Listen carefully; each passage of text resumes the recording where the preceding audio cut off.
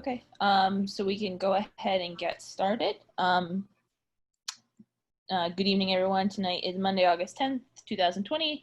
It's 6:01 p.m. This is the Town of Halifax Finance Committee meeting. On tonight's agenda, budgets, wage and personnel recommendations, reserve fund transfers and line item transfers, acceptance of minutes, correspondence, public participation calendar, and as may arise. So first off, budgets. I know Charlie and Sandy will have some updates from the state. Is that our cue? Take it away. Sandy, do you want to go ahead? You've done more work on this. Well, do you want to tell them about the state aid and Okay, so we'll have it on the record at least. So a week and a half ago, the Division of Local Services issued a statement that in essence was coming from the governor and the state legislature that said, I guess it's good news, which is they've made the guarantee, as much as anybody can make a guarantee these days, that the state aid numbers for fiscal 21 will be the same as fiscal 20 at the very least. I guess there may be an occasion for some of the school districts will get more in Chapter 78, but we have the numbers from Silver Lake, well, not for Silver, sorry, for Chapter 70 and for unrestricted local aid. They're, as far as I can see, the same as we got for fiscal 20, which is good news. We had budgeted, all the work the Finance Committee had done, all the work Sandy had done, for a 2% drop in Chapter 70, and I think a 37% drop in unrestricted local aid. That was based on the precedent of what had happened back in the Great Recession in 09 and 10. As much as anybody can, I would take this to the bank. There is nothing preventing the governor from, let's say in February, saying, you know what, things cratered. I cannot do this. I can't continue to balance a budget on whatever revenue resources or other funds I have, and I'm doing a 9C cut, and you're not getting as much money as I told you to. Sorry, you'll have to deal with it. They wouldn't have gone out on that limb, both the legislature and the governor, without a thorough review of the state finances and what funds they have available. They've said in essence that local aid is a high priority, much more so than many other things. They could have waited. We were expecting them to wait. Heck, I was expecting that we wouldn't get a real number from them until possibly even the end of this year, in the calendar year. So what this means is that to a large extent, we can move forward.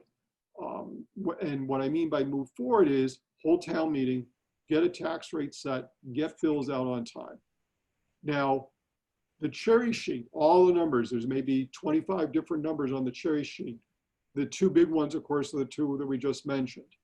But everything else is fairly minor. And I have been in contact with the Division of Local Services to say, and Sandy, I had talked about this, is let's be conservative in this, in that if the assessments from the governor's budget back in January are higher than the assessments for fiscal 20, we use those higher assessments. If the revenues for things like payment in lieu of taxes are lower for 21 than 20, we pick the lower of the two amounts and we work it that way. And we say, here's in essence, our worst case scenario for each of those lines in the cherry sheet.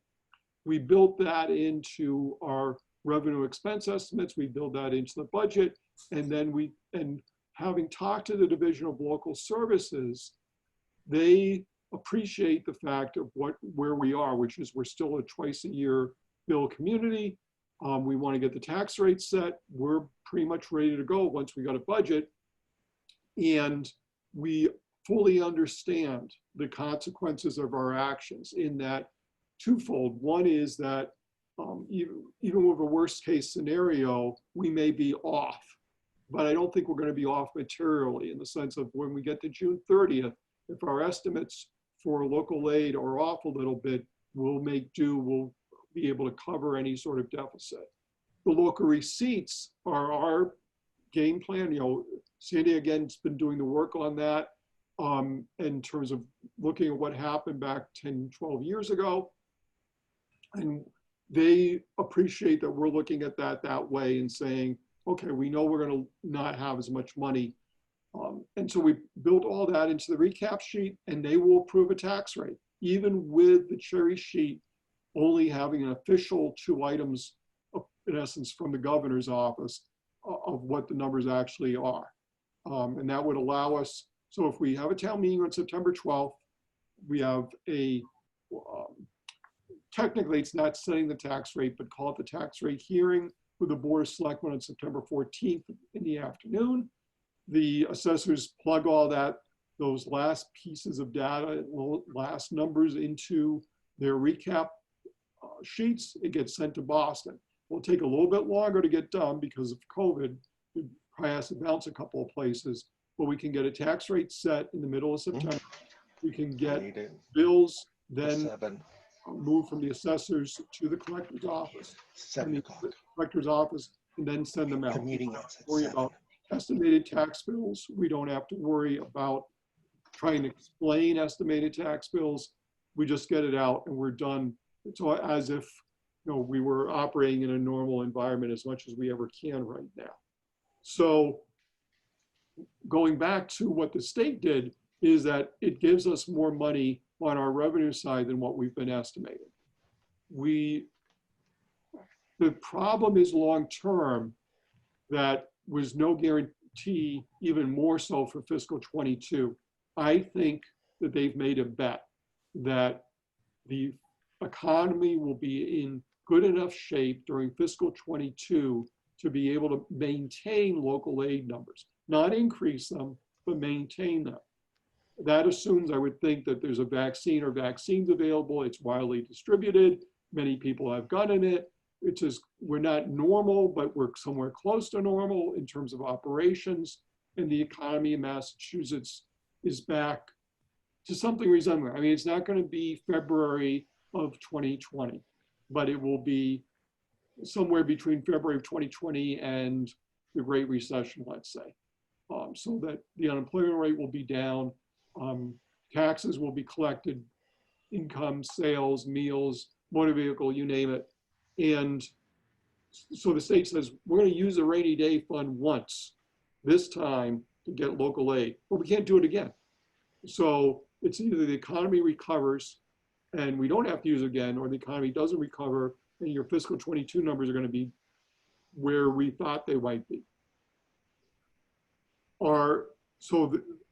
There's going to be an advantage to being conservative for several different reasons. There may be budget line items that you're going to discuss with Sandy that need to be adjusted up. I'm not thinking you need to do that wholesale. You need to look at those line items one by one and make a good reasoned argument as to why those numbers should increase for a particular line item. But we will be leaving a lot more money on the table than we usually do. We leave that 300,000 and we're going to be leaving somewhere between, let's say, 500,000 and 700,000 on the table.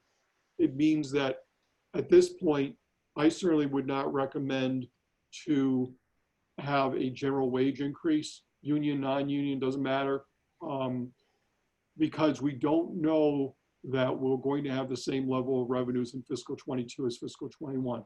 I assume that's going to be unpopular with the unions especially, but but I think the pushback also is you have a number of people in this town that are financially stressed. They're unemployed, they're underemployed, they're trying to make ends meet, and they don't want to hear even the valued employees, police and fire, for instance, that they will be getting pay increases. Now, I'm sure there are plenty of people who would be for it. I'm not saying, there's any unanimous, but certainly we can react ahead of time and say, we're not going to support this, but that's going to require negotiations through the Board of Selectmen. We're nowhere near there. I'll talk to the board about negotiations on Tuesday. We'll see what happens. The board may recommend something else to me and then we'll go from there. But the reason for doing, in essence, a wage freeze as well as we can, not, step increases will happen, things like that, but there's the uncertainty. We'd rather make sure everybody who has a job now has a job tomorrow, and everybody who has a job tomorrow is going to have a job in 22, rather than doing wage increases for everybody and then coming back in 22 and saying, you know what, didn't work out, we don't have the revenue, you're over there, bye-bye. We didn't have to do that back in '09. I'm trying to avoid doing that right now. But there are going to be line items such as the insurance account or the elections account that have very specific expenses associated with them that would be a wise decision, very likely, to increase them a little bit, to dig into that additional state aid that we're getting that we weren't anticipating to get, but not spend all of it, because we follow that principle of paying for operating expenses with operating revenues. Well, in this case, we have a hint that operating revenues aren't as certain as they will be or could be, or we would like them to be. And that therefore we take a step back and say, let's see what happens in 21. We get to 22, and then if we need to be doing increases for a lot more items, for salaries and wages, then we'll be able to have a lot more information and be able to make educated decisions about going forward. And there's the end of my spiel. I probably shouldn't have let you talk first, Shelley. So what that did for us with the additional state aid that we were not expecting, it gave us, after holding the 300,000, about 450,000 left on the table. So what I did is I went back and I looked at the lines such as the law account. The town report was one that we had reduced it way down to 500, and I think that was not printing even warrants. So I thought we might want to look at that one. The election and registration, I did ask Barbara, because now she's being faced with all these mail-in ballots, to relook at her budget. So I will say I did make an error, and if you have your sheets in front of you, on lines 57 and 58. 58, I didn't recommend changing. I put it in there, but I don't. And 57 was supposed to be, excuse me, 33,500. It's a difference of $4,000 on my total. So if you took all the recommendations that I suggested, it would be an additional $296,080 approximately, or $292,080, which then if you put in the, if the Silver Lake Middle School resource officer gets passed, we'd have to take out the 36,000 there. We also, I talked to the principal assessor today, and she wants to increase the overlay account because we have been seeing a good amount of abatements. So we're increasing the overlay to 125. So if you took all my recommendations, would still end up with an additional 115,737 on the table. So that's 411,727 on the table. That's a lot of money to leave on the table, but like Charlie was saying, would rather do that. Now, what I did do for the elementary school, I went back to that number that I had figured out. I took their budget request and I took off 2% of the wage accounts.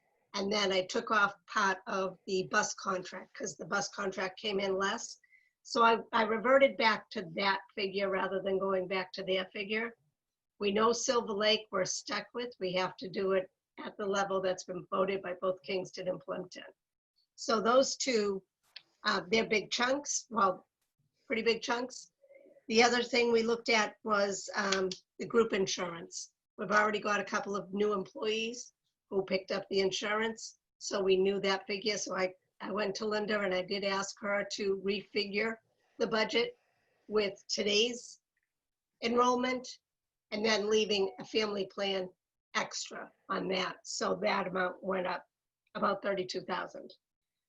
Charlie's insurance account went up to the 23.5 because we had cut that, even though that meant cutting our liability coverage. So we're putting it back to where it should be. So you guys all got the email from Linda with the information on it. I think you need to review it and see how you feel about each of the lines, whether we need to talk to anyone. I mean, I did look at the I looked at anyone that we needed to do a line item transfer or a reserve fund transfer this year to try to bring them to a level that was equal to what they spent last year or close to what they spent last year. So there was the police expense, fire station maintenance, and fire vehicle maintenance. If you want to take time to talk to the chiefs, if the liaisons want to reach out to any of these people that I'm looking at. But everyone else, I didn't touch. So I didn't say, all right, we're going to give everyone, a little bit more. I didn't touch data processing. I didn't touch, there's a few others that we weren't sure about, but we would have liked to have done more. Oh, the other one that I did suggest we increase was the stormwater management. Stormwater management, we spent $142,000 this year. We had originally budgeted $114,000. So I did bring it up to the 142. I'm hoping we don't spend that again next year because a good portion of that was on engineering, but I have no idea. I couldn't get in touch with Steve Haywood this today. So I don't know what to expect from that. All right. And then the other page that you need to look at is the articles. Yeah. All right. I was just gonna thank you both for that. I was just gonna ask, and like you said, because I know we're gonna have a hard stop tonight for ZVA at 7. But I think it'd be good for those of us who are liaisons to any of the departments that changes might be recommended for to contact them. So I know I have police and fire. I'll contact the chiefs. But if anyone else sees their committee or their liaisonship on this updated spreadsheet that Sandy has sent through, it might be good to just check in with them via email and see if they need to chat about anything, and tell them that we're going to be having a more comprehensive discussion of budget next week, because we're going to have the school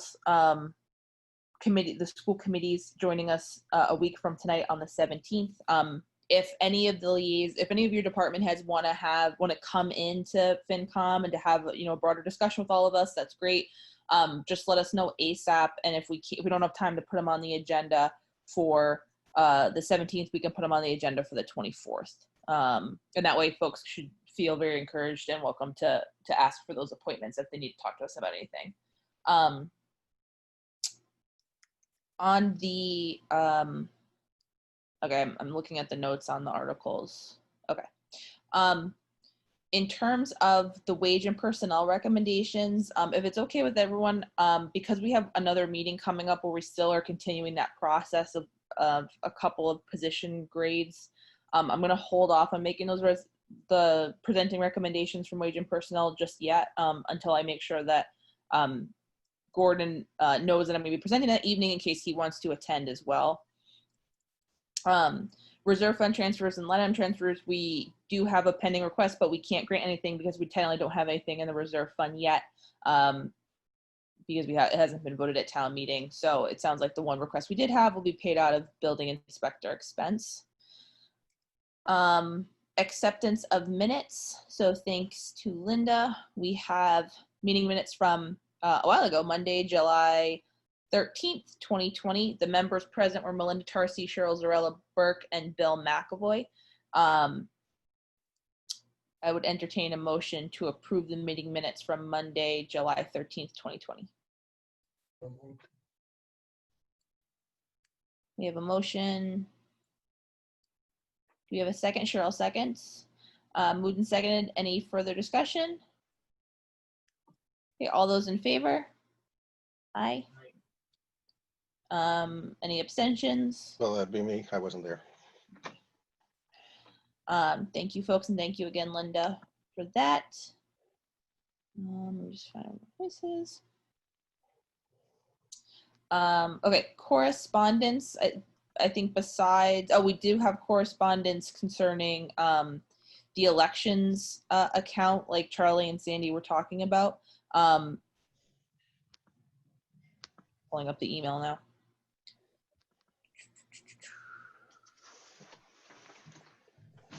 All right, so Town Clerk Barbara Gaynor did propose a new budget for elections.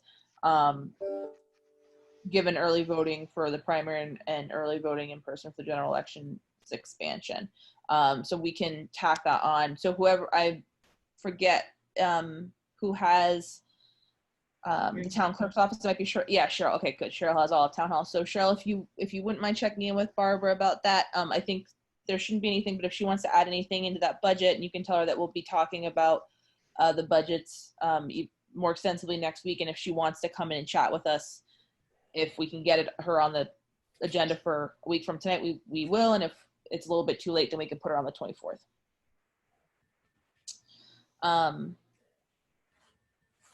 Any other correspondence? I think the only other thing you had was the information from the COA on the large van. They think they need to purchase a new one. I think she sent it to everybody about a week ago or so. Right. Okay. Yeah. It doesn't really say when she's looking to purchase it, but I just want to make sure you see it. Okay. Yeah. I feel like it's been so long since we had a meeting. Like I forget, probably a bunch of stuff's come in. That was one of the things that came in between meetings. Okay. So we did have information provided on, I believe Sue was going to look into what other entities have in terms of van size.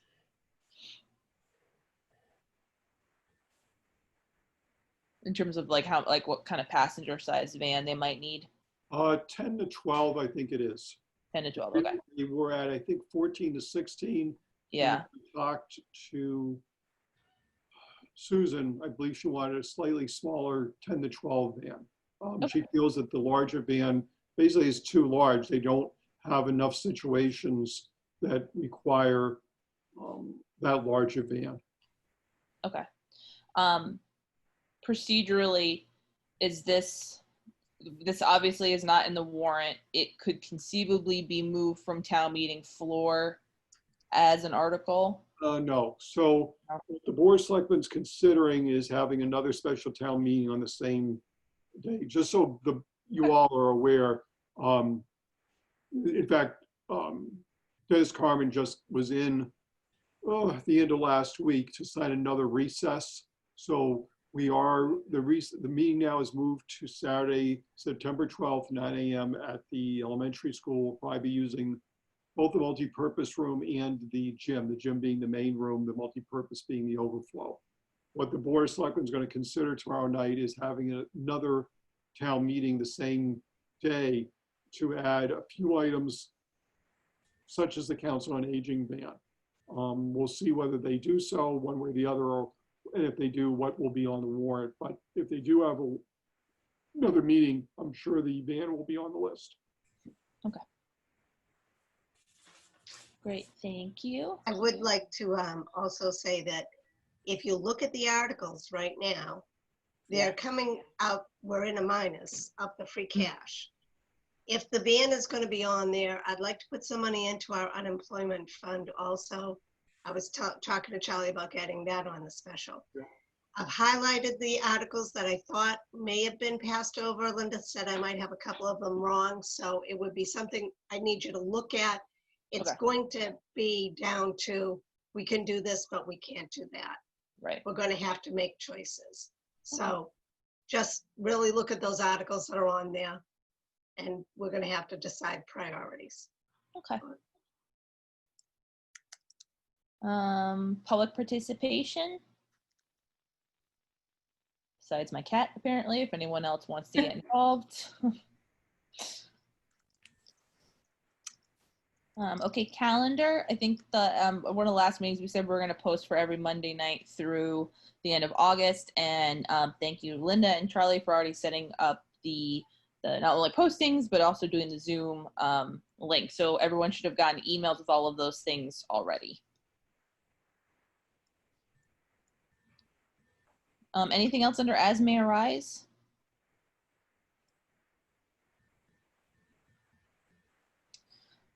All right, so if folks have time to just take another look at the spreadsheet and all the information that Sandy put together for us and that Sandy and Charlie and Linda have all been working on, we appreciate very much. Reach out to your liaisons, your department heads rather, be in touch if those folks want to be on, to appear on the agenda of upcoming FinCom meeting. Remember that next week we're going to have the schools appearing. They've confirmed. So we're going to talk about their plans with them and the budgetary implications of the potential scenarios for what's going to happen in the fall.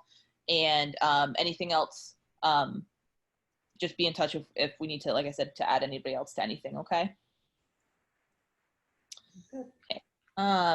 I would entertain a motion to adjourn at 6:26 p.m. So moved. Moved. Second. Seconded? Second. Yep. Great. All those in favor? Aye. Aye. Okay. Thank you so much, everyone. Take care and have a good night. You too. Yeah. Thanks.